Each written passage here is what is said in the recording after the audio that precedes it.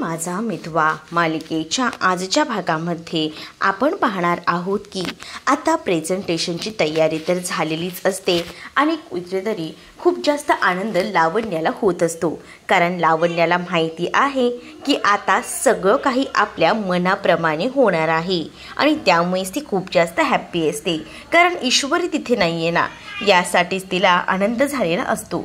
तर दुसरीकडे मात्र आता जे इन्व्हेस्टर असतात ते सुद्धा आलेले असतात आणि त्याच वेळेला आता खूप जास्त टेन्शन खरं तर आकाश आणि अर्णवला आलेलं असतं, कारण अर्णवचा आवाज ईश्वरी असते आणि ईश्वरी तिथे नसल्यामुळे खूप जास्त टेन्शन हे आकाश आणि अर्णवला येत असतं। इथे लावण्य मात्र विचार करत असते आणि म्हणत असते की आज तर खरी मजा येणार आहे, म्हणजेच मी ज्या काही गोष्टी मांडल्या होत्या त्या एकदम परफेक्टली घडत आहेत आणि तशाच घडणार देखील आहेत, कारण ईश्वरी आता अर्णवच्या समोर नाही आहे म्हटल्यावर हे प्रेझेंटेशन द्यायची संधी ही माझीच आहे। ईश्वरी बिचारी दार लागलेलं असतं म्हणून जोरजोरात दार वाजवायचा प्रयत्न करत असते। ती म्हणत असते की कोणी आहे का, प्लीज दार उघडा, इथे मी अडकली आहे। पण ईश्वरीला आता बाहेर पडता येत नसतं। दुसरीकडे सॅम बाहेर उभी असते, जिला आधीच काम लावण्याने दिलेलं असतं आणि तिला सांगितलेलं असतं की तू काही कर पण ही मुलगी इथून बाहेर पडायला नको, यासाठी तुला मी सांगितलेलं आहे। आणि म्हणूनच ती सॅम बाहेर उभी राहून फक्त ईश्वरीचा आवाज ऐकत असते आणि मजा घेत असते। पण आता ईश्वरीला कळत असतं की आता आपल्याला इथून बाहेर पडायचं असेल तर काही झालं तरी सुद्धा बाहेर तर पडायला लागणारच आहे, कारण अशी जशी वेळ वाया घालवून चालणार नाही, कारण भरपूर उशीर झाला आहे आणि असा जर उशीर झाला तर प्रॉब्लेम होऊ शकतो। अर्णव सरांचं काय होईल, कारण अर्णव सरांची तिथे मीटिंगही सुरू झाली असेल, ही मनात कुठेतरी भीती जी आहे ती मात्र आता दाटून तिच्या आलेली असते। दुसरीकडे आकाश सगळीकडे ईश्वरीला शोधत असतो, पण ईश्वरी त्याला कुठेही सापडत नसते, ईश्वरी त्याला कुठेही दिसत नाही आणि त्यामुळेच ना आता त्याला टेन्शन येतं। तो ईश्वरीच्या फोनवर कॉन्टॅक्ट करायचा प्रयत्न करत असतो, पण ईश्वरीचा फोन काही लागत नसतो। त्यामुळे आता ईश्वरीचा फोन जेव्हा लागतो तेव्हा ईश्वरीचा फोन हा केबिनमध्येच वाजू लागतो, त्यामुळे अजूनच भीती वाटू लागलेली असते की नेमकं झालंय काय, ईश्वरी गेली कुठे असेल, कारण पूर्ण ऑफिस पालतं घातलेलं असतं पण त्याला ईश्वरी काही कुठेच दिसलेली नसते। तर दुसरीकडे आता पाहायला मिळतं इथे अर्णव ज्या पद्धतीने खाणाखुणा करून सांगत असतो त्या कोणत्याही खाणाखुणा लावण्यापर्यंत पोचत नसतात। लावण्य आपल्या बेसवर स्वतःच ते प्रेझेंटेशन द्यायचा प्रयत्न करत असते, पण त्यामध्ये बऱ्याच चुका होत असतात, कारण ते प्रेझेंटेशन जे आहे ते खरं तर तयार केलेलं असतं अर्णवने आणि याबद्दलची संपूर्ण माहिती फक्त ईश्वरीला असते, कारण अर्णवचा आवाज जी ईश्वरी असते। पण इकडे मात्र आता लावण्याला ईश्वरीला मागे टाकून स्वतःला मात्र पुढे जायचं असतं आणि त्याचसाठी तिने आता हे सगळं काही केलेलं असतं। मग इथे अर्णवही विचार करत असतो की लावण्याचं काय चाललंय, कारण लावण्या बोलत असताना बऱ्याच चुका करत असते। ती आधी सांगत असते की 20% प्रॉफिट आहे, त्यानंतर इकडे जेव्हा अर्णव सांगतो तेव्हा ती 35% सांगते, मुळात ते काहीच नसतं, परंतु जे इन्व्हेस्टर आलेले असतात ना ते मात्र पुरते कन्फ्यूज झालेले असतात आणि त्यांनाही त्यांचं कळत नसतं। तर दुसरीकडे मात्र आता इथे पाहायला मिळतं अर्णव जो आहे ना तो मनामध्ये कुठेतरी विचार करत असतो की काय करावं, खरंच ना काही समजत नाही आहे, कुठे राहिली असेल ईश्वरी, ईश्वरीची काळजी, ईश्वरीबद्दलची आता त्याला ओढ लागलेली असते, कधी ईश्वरी येईल याचाच त्याला आता विचार येत असतो। ईश्वरी म्हणत असते की इथून जर मला बाहेर पडायचं असेल तर काहीतरी जुगाड तर मला करावाच लागणार आहे, पण जुगाड काय करायचा या विचारांमध्येच बिचारी रमलेली असते। पण आता मोठा श्वास घेऊन ती ठरवते, नाही आपल्याला इथून बाहेर पडायचं आहे, गणूबाप्पा आता तूच मला मदत कर, आणि असं बोलून तिने आता अक्षरशः गणूबाप्पासमोर हात जोडलेले असतात आणि त्याच वेळेला तिकडनं बाहेर पडण्यासाठी काही ना काही युक्ती ती शोधत असते। तेवढ्यातच तिच्या हाताला स्क्रूड्रायव्हर लागतो। मग ती विचार करते की या स्क्रूड्रायव्हरच्या मदतीने तरी आपण बाहेर पडता येतंय का। तर इकडे आता नेमका जो आकाश असतो ना तो एकदमच त्या गेस्ट हाऊसच्या बाहेरच उभा असतो, पण त्याला काही ईश्वरीचा आवाज येत नसतो। पण जी सॅम असते जिला ही कामाची जबाबदारी याने दिलेली असते आणि त्यामुळेच ती तिथेच दारापाशी उभी असते, जेणेकरून काही झालं तरी सुद्धा ही सगळी जबाबदारी तिला दिलेली आहे ती व्यवस्थित पार पाडायची असते। पण तिला आकाश म्हणतो की तू इथे काय करतेस, तू इथे नको थांबूच, जा, कारण ना इथे थांबून तुझा काही उपयोग नाही आहे। तसंही तुला माहिती आहे ना, तुला काही कामं करायची आहेत, इन्व्हेस्टर आलेले आहेत. हो हो मला माहिती आहे, पण मी मार्केटिंग संदर्भातच बोलत होते आणि त्याच वेळेला आता तिकडनं जायला सांगतो. तर दुसरीकडे मात्र आता ईश्वरी विचार करत असते की या स्क्रूड्रायव्हरने आपण काम करून बघूया. म्हणूनच आता त्या स्क्रूड्रायव्हरने ती त्या दरवाजाचं लॉक खोलण्याचा प्रयत्न करत असते, पण काही केल्या दरवाजाचं लॉक ओपन होत नसतं आणि त्यामुळेच ना आता ती खूप जास्त टेन्शनमध्ये येते. पण त्याच वेळेला जेव्हा ती दरवाजाचं लॉक ओपन करायला स्क्रूड्रायव्हरचा प्रयत्न करत असते तेव्हा ती जास्तीचा जोर लावते, त्यामुळे तिचा ब्लाऊज मागून विसवला जातो आणि त्यामुळेच ना तो ब्लाऊज अगदीच फाटल्यासारखा दिसतो आणि त्यामुळे तिची पाठ उघडी दिसते. पण तरीसुद्धा ती आता विचार करते की काही झालं तरीसुद्धा आपल्याला इथून बाहेर पडायचं आहे, तर काहीतरी करावं लागेल. बिचाऱ्या अर्णव सरांवर केवढी मोठी जबाबदारी आली असेल आणि त्यांना माझ्यामुळे काय काय फेस करायला लागत असेल याचाच विचार आता तिच्या डोक्यामध्ये सतत सुरू असतो आणि म्हणूनच तिला आता खूप जास्त असं टेन्शन आलेलं असतं. तिला आता कळत नसतं की कसं पडू या सगळ्यातून बाहेर. त्याच वेळेला आता नेमका तिने डोक्याला हात लावलेला असतो आणि जेव्हा ती डोक्याला हात लावते तेव्हा तिच्या डोक्याला असलेली पिन ही तिच्या लक्षात येते आणि म्हणूनच मग ती पिन ती बाजूला काढते आणि त्या पिननेच आता लॉक ओपन करायचं ठरवते. इकडे लावण्या जेवढं तिला जमते तेवढं प्रेझेंटेशन देत असते. अर्णव तिला एक एक खाणागुणा करून सांगत असतो, पण लावण्या भलतंच त्या प्रेझेंटेशनमध्ये बोलत असते.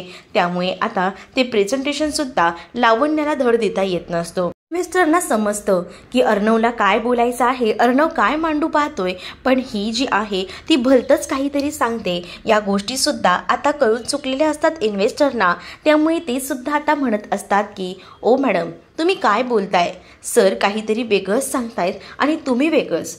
तुम्ही स्वतःच्याच मतावर ठाम नाही आहात, मग आम्हाला तरी कसं सांगणार आहात तुम्ही, असा देखील आता त्याला बोलून दाखवलं जातं. मग आता अर्णवही विचार करतो की जर ईश्वरी नाही आली तर आपल्या हातात ना हे प्रोजेक्ट जाणार आहे.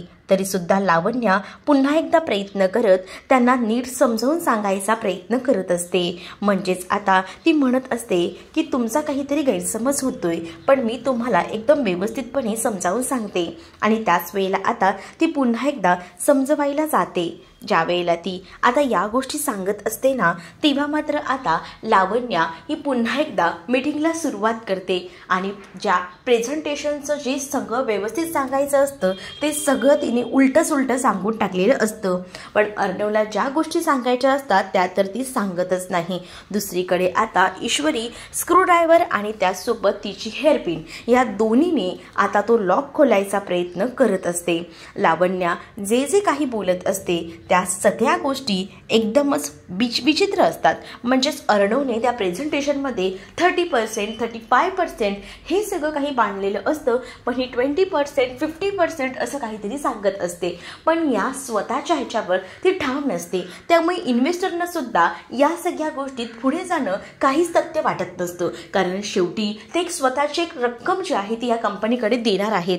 पण जर त्यांना योग्य तो फायदाच मिळणार नसेल तर उपयोग काय आहे त्यांना इन्व्हेस्ट करून. त्यामुळे ते सरळ सांगतात की सॉरी, पण आम्ही या सगळ्यामध्ये पुढे जाऊ शकत नाही. आणि त्यामुळे मात्र आता लावण्या त्यांना सांगत असते की खरं तर त्याचा आवाज गेला आहे, त्यामुळे त्याला बोलता येत नाहीये, प्लीज थोडं समजून घ्या असं देखील सांगितलं जातं. पण त्यांचा आवाज गेला, त्यांना बोलता येत नाही, ते सगळं ठीक आहे, पण त्यामुळे तुम्ही या सगळ्या गोष्टी वेगळ्या पद्धतीने आम्हाला सांगू नका, कारण आम्हाला या गोष्टी ऐकायच्याही नाही आहेत असं देखील आता म्हटलं जात असतं.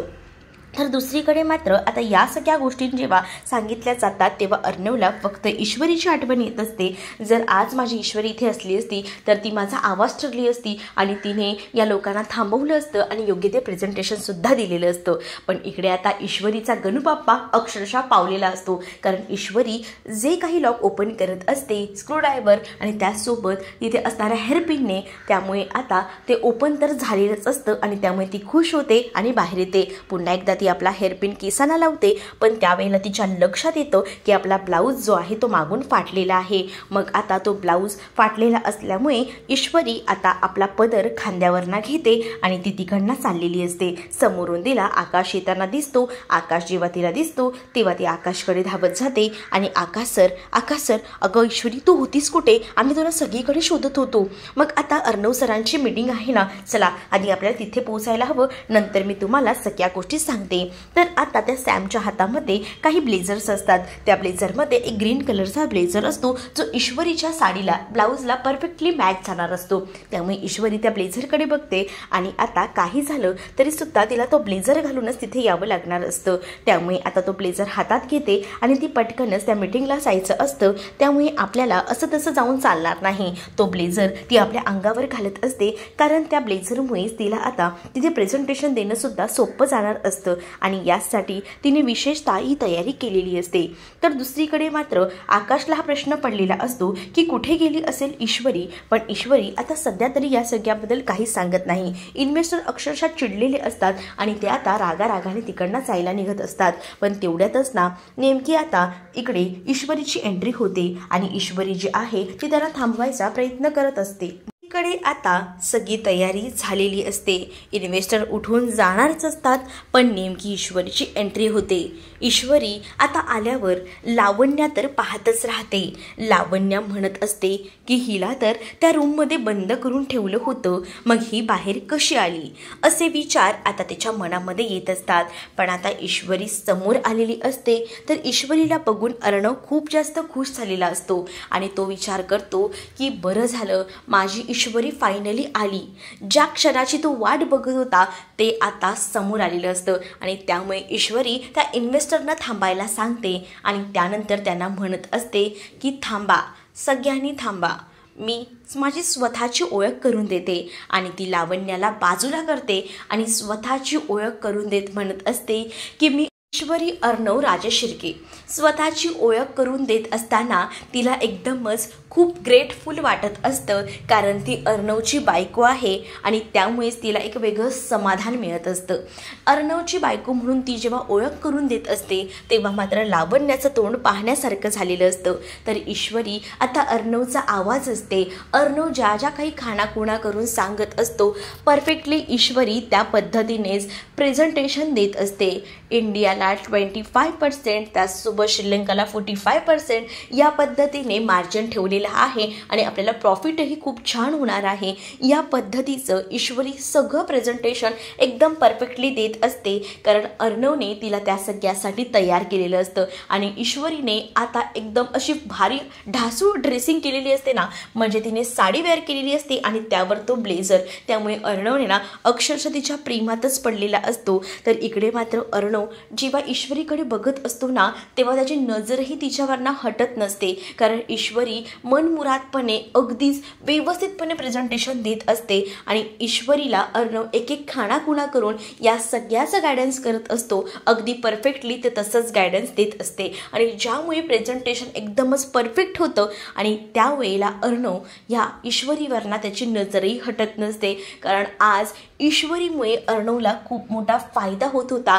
पण लावण्या मात्र या सगळ्यामुळे खूप जास्त जलस फील करत होती, कारण तिच्या समोर जे चित्र आहे ते दिसतच आहे तिला, कारण तिलाही माहिती असतं की हे जे काही समोर चाललेलं आहे हे आपण नाही व्हायला हवं होतं, म्हणून प्रयत्न केले होते, पण हे सगळं भलतंच झालेलं आहे. इन्व्हेस्टरसुद्धा आता ईश्वरीच्या या प्रेझेंटेशनमुळे भलतेच खुश असतात आणि ते म्हणत देखील असतात की नाही एकदम परफेक्ट असं प्रेझेंटेशन दिलेलं आहे. खरंच तुमच्या दोघांची जोडी जी आहे ना ती एकदमच उत्तम आहे आणि त्यामुळेच आता दोघंही जण एकदम परफेक्ट आहात, मेड फॉर इच अदर आहात बघा. म्हणजे दोघांचेही गुण एकदम परफेक्ट जुळलेले आहेत. त्यामुळेच ना मॅडम देखील काय सांगतायत ना ते एकदम तुम्ही परफेक्ट मला सांगत आहात असं देखील आता सांगू लागतात. आणि जेव्हा ते हे सगळं सांगतात ना तेव्हा मात्र आता इकडे अर्णव आणि ईश्वरीला सुद्धा एकदम भारी वाटत असतं, कारण त्यांनाही माहिती आहे की त्यांची जी काही जोडी आहे ती एकदम परफेक्ट आता जुळून आलेलीच आहे आणि त्यामुळेच ना आता इकडे ईश्वरी ही खूप जास्त खुश असते. इन्व्हेस्टरही आता म्हणत असतात की प्रेझेंटेशन एकदम उत्तम झालेलं आहे, कारण पहिल्यांदा या लावण्य मॅडम जे सांगत होत्या त्या कोणत्याही गोष्टीमध्ये तथ्य नव्हतं, त्या एकदमच चुकीचं सांगत होत्या. सर तुम्ही वेगळं बोलत होतात पण ह्या मॅडम वेगळं सांगत होत्या. पण या ईश्वरी मॅडम यांनी परफेक्ट पॉईंट नोट केलेले आहेत आणि तेच पॉईंट त्यांनी मांडलेले आहेत आणि आम्हाला हे पॉईंट इतके आवडलेत की आम्ही तुमच्या कंपनीसोबत इन्व्हेस्टमेंट करायला तयार आहोत असं देखील आता म्हटलं जातं. त्यावर ईश्वरी खूप जास्त खुश होते, कारण ईश्वरी ऐन वेळेला येऊन तिने जी काही छक्केबाजी केलेली असते ना ती एकदमच परफेक्ट अशी असते आणि त्यामुळेच ना ईश्वरीला खूप जास्त हॅप्पी वाटत असतं, कारण अर्णवसाठी तिने काहीतरी केलेलं आहे यातच तिला आनंद असतो. कारण अर्णवने ईश्वरीसाठी जे काही केलेलं असतं त्यासाठी ईश्वरीला अर्णवला थँक्यू बोलायचं असतं, पण त्या थँक्यूचा जो काही आता विसर पडलेला होता, म्हणजे जे काही गोष्टी घडलेल्या होत्या त्या एकदमच भयानक अशा होत्या आणि त्यामुळेच ना ईश्वरीला कुठेतरी मनातून वाटत असतं की नाही अर्णव सरांना आपण खुश करायला हवं. पण आता ईश्वरीने हे जे काही प्रेझेंटेशन दिलेलं असतं ना त्यामुळे आता अर्णव हा ईश्वरीवर फुल टू इम्प्रेस असतो आणि त्याचसोबत आता प्रेझेंटेशन झाल्यानंतर सगळेजण जे इन्व्हेस्टर असतात ते मात्र टाळ्या वाजवतात, कारण त्यांना खरंच ईश्वरीचं खूप जास्त कौतुक वाटू लागतं. कारण एखादा नवरा एक इशारा करून सांगतोय आणि बायको परफेक्टली ओळखते आणि त्यातच यांची कमाल जोडी आहे, किती छान बॉन्डिंग आहे यांचं हे दिसून येत असतं आणि त्यामुळेच ना ते इन्व्हेस्टर ईश्वरी आणि अर्णवच्या जोडीचं कौतुक करतात. आणि ही कुठेतरी जी काही गोष्ट आहे ना ती लावण्याला खूप जास्त खटकते आणि लावण्याला राग येत असतो, कारण लावण्याला असं वाटत असतं की अर्णवच आणि माझंच त्यांनी कौतुक करायला हवं, कारण हे प्रेझेंटेशन मी देईन. पण इथे सगळं उलटं झालेलं असतं. बिचारी ईश्वरी जी आहे ती कशी कशी गणूबाप्पांच्या कृपेने त्या तिथून बाहेर आलेली असते आणि प्रेझेंटेशन देऊन मात्र अर्णवच्या मनात तिने आता अजून एकदा जागा निर्माण केलेली असते आणि या सगळ्या गोष्टींमुळे लावण्याला खूप जास्त त्रास होत असतो. ती खूप जास्त आतमधून रडत असते. तर इकडे मात्र अर्णव हा ईश्वरीसाठी खूप जास्त हॅप्पी असतो. त्यासोबत इन्व्हेस्टर जाताना सुद्धा अर्णवला हात मिळवतात आणि अर्णवला सांगतात की आपलं हे प्रेझेंटेशन उत्तम झालं, इन्व्हेस्टमेंट तर आपली होणारच आहे आणि पुढची सुद्धा तयारी आपण करूया, आम्ही कायम तुमच्या सोबत आहोत असं देखील इन्व्हेस्टर बोलतात आणि त्यानंतर निघून जातात. तर इकडे आता अर्णव ईश्वरी जवळ आलेला असतो आणि तो ईश्वरीला म्हणत असतो की फायनली आज तुझ्यामुळे हे शक्य झालेलं आहे, पण तू होतीस कुठे. अर्णवचे जे काही खाणाखुणा असतात ते ईश्वरी अचूक ओळखते आणि ईश्वरी म्हणत असते की हो मला माहिती आहे तुम्हाला हाच प्रश्न पडला असेल की मी कुठे आहे, तर मी तुम्हाला सांगते. आणि ती लावण्याकडे बघत असते आणि अर्णवला सांगू लागते, अर्णव सर खरं तर ना मी लावण्या मॅडमसोबत त्या गेस्ट रूमपर्यंत गेले होते. गेस्ट रूममध्ये गेल्यानंतर तिथे पोहोचल्यावर लावण्य मॅडमना फोन आला, म्हणून लावण्य मॅडम क्लायंटशी बोलण्यासाठी फोनवर गेल्या आणि मी गेस्ट रूममध्ये गेले आणि गेस्ट रूमच्या खोलीचं दार कसं लागलं ना माझं मलाच कळलं नाही आणि ते दार लॉक झालं आणि त्यामुळे मी तिथे अडकून बसले. मग कशी बशी तिकडनं बाहेर आले, कारण मलाही माहिती होतं की तुम्ही इथे माझी आठवण काढत असणार आणि प्रेझेंटेशनमध्ये तुम्हाला माझी गरज लागणार आहे आणि त्यासाठी मला तुमच्यासाठी यावं लागलं असं देखील आता ईश्वरी बोलू लागते. पण या सगळ्यामध्ये ईश्वरीने ना लावण्याला टार्गेट केलेलं नसतं, कारण तिला माहिती आहे अर्णव समोर जर मी लावण्याचं नाव घेतलं तर अर्णव काही लावण्याला सोडणार नाही, म्हणूनच तिने आता या क्षणी लावण्याला तर वाचवलेलं असतं. पण अर्णवला मात्र आता ईश्वरीची काळजी असते. अर्णवला जेव्हा कळतं की ईश्वरीवर एवढं मोठं संकट आलं होतं तेव्हा अर्णवला सुद्धा वाईट वाटतं. आकाशही म्हणत असतो की अगं मी तर गेस्ट रूमच्या इथून गेलो पण मला तुझा आवाज आला नाही, कदाचित काहीतरी वेगळं झालं असेल, सॉरी आपण ईश्वरी. त्यावर आता ईश्वरी म्हणते की त्यात काय आकाश सर, ते तर होतच राहतं, पण आपण वेळेवर येऊन हे प्रेझेंटेशन तर दिलं ना, त्यामुळे आपल्या कंपनीला फायदा तर झालेलाच आहे असं देखील आता ईश्वरी बोलत असते. त्यावर अर्णव देखील आता खूप जास्त हॅप्पी असतो. आकाशही आता ईश्वरीचं कौतुक करतो आणि आज ईश्वरी तुझ्यामुळेच हे प्रेझेंटेशन एकदम भारी झालंय आणि त्यामुळे इन्व्हेस्टर सुद्धा खुश झालेत असं बोलून तो सुद्धा कौतुक करत असतो. दुसरीकडे मात्र आता अर्णव हा ईश्वरीला खाणाखुणा करून बोलत असतो. त्यावर ईश्वरी खूप जास्त ब्लश करत असते. तर आकाश तिला म्हणतो की काय मला असं वाटतं ईश्वरी तुला दादा तो प्रेमात पडलाय, तुला आय लव्ह यू बोललाय असं का. त्यावर ईश्वरी लाजू लागते आणि म्हणते की नाही, त्यांना खरं तर मी प्रेझेंटेशन दिले ते आवडले आणि मुळात ना मी ही साडीवर जे काही ब्लेझर घातलंय ना ते सुद्धा त्यांना आवडले. म्हणजे दोन्हीही झालंय ना, वेस्टर्न आउटफिट आणि इंडियन आउटफिट हे मिक्स झाले ते त्यांना आवडले. हेच ते मला त्यांच्या नजरेतून सांगतायत. हे देखील आता ईश्वरी आकाशला सांगू लागते. त्यामुळे आता आकाशही ओळखून गेलेला असतो की खरंच ना ईश्वरी अर्णवला खूप जास्त ओळखायला लागलेली आहे आणि त्याच्या मनातल्या सगळ्याच गोष्टी तिला कळतायत. आणि त्यामुळेच ना आता इकडे लावण्य आणि त्यासोबत सॅम या दोघीही जणी एकमेकींकडे पाहत असतात. लावण्याला तर खूप जास्त राग येत असतो, पण तो राग कुठे व्यक्त करायचा हे तिला कळत नसतं.